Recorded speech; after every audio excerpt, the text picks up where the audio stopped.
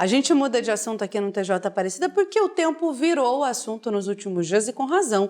Um ciclone intensificou a instabilidade no país, principalmente na região sul, enquanto outras áreas seguem com calor e mudanças bruscas. Mas afinal, Du, o que está acontecendo, né, com o tempo que a gente pode esperar tudo? O que será que a gente vai aguardar nos próximos dias?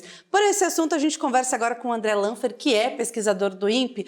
André, seja bem-vindo aqui ao TJ Aparecida. Uma boa tarde para você. Boa tarde, Rayane, boa tarde, Edu, boa tarde a todos os telespectadores.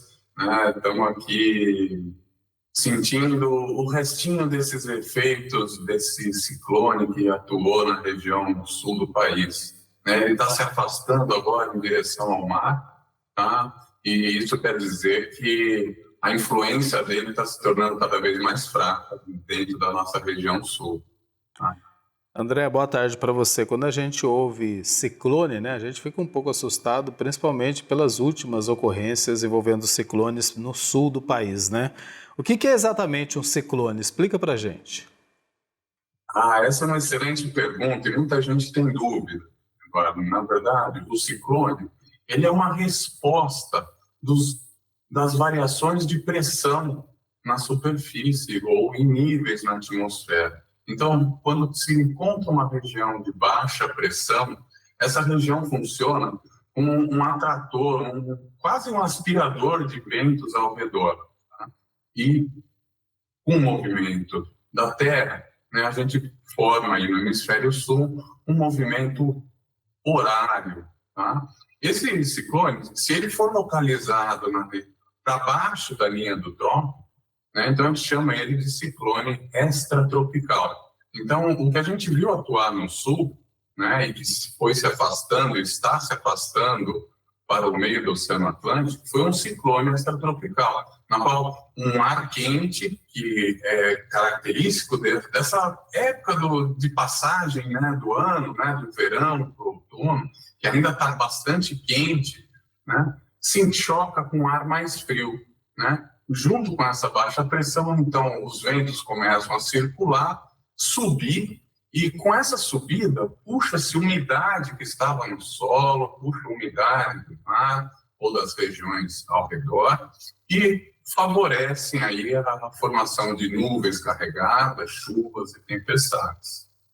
André, o que explica nessa instabilidade que a gente está vivendo? A gente começa a semana com uma temperatura, com sol, com calor, depois a gente tem ali no meio da semana uma mudança brusca, no fim da semana volta calor de novo. O que está acontecendo que a gente tem enfrentado vários períodos de calor, de chuva na mesma semana?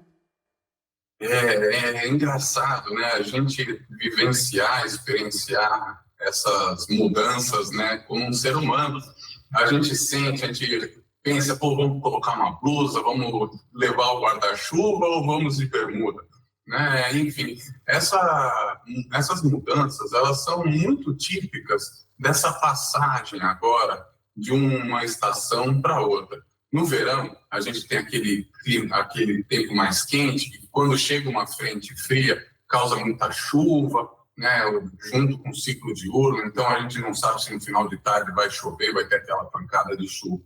Já no outono, a gente tem o começo da chegada das frentes frias um pouco mais fortes, um pouco mais robustas. Tá?